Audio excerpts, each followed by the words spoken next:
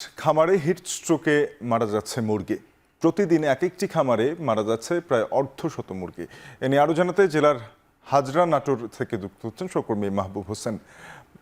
মাহবুব, জানাবেন যে এই খামারিদের পাশে দাঁড়াতে এমন অবস্থায় প্রাণী সম্পদ বিভাগ কোনো ধরনের পদক্ষেপ নিচ্ছে কিনা?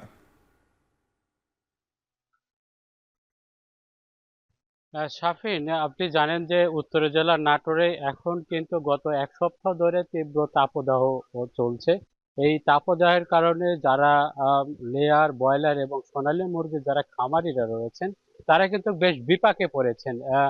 দেখতে পাচ্ছেন যে আমি একটি খামারে রয়েছি। এই খামারে যে সোনালী মুরগির খামার, এখানে কিন্তু কয়েকটি ফ্যান দিয়ে তারা এই মুরগিগুলোকে তারা বাঁচানোর চেষ্টা করছে।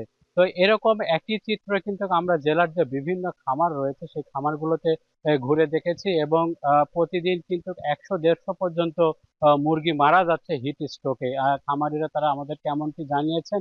এবং আপনাকে আরেকটু জানিয়ে রাখি যে এই প্রতিটি মুরগি কিন্তু তাদের লালন পালন করতে গিয়ে প্রায় 200 থেকে 210 টাকা পর্যন্ত খরচ হচ্ছে।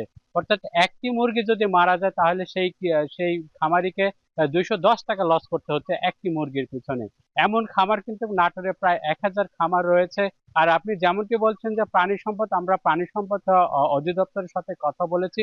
তারা আমাদেরকে যেমনটি জানিয়েছেন যে তারা এই খামারিগুলোকে তারা বিভিন্ন পরামর্শ দিয়ে যাচ্ছেন, যেমন এই যে শেড গুলো রয়েছে এই শেড গুলো কিভাবে ঠান্ডা রাখা যায়, ভিতরে পর্যাপ্ত ফ্যানের ব্যবস্থা করা, বাতাসের ব্যবস্থা করা।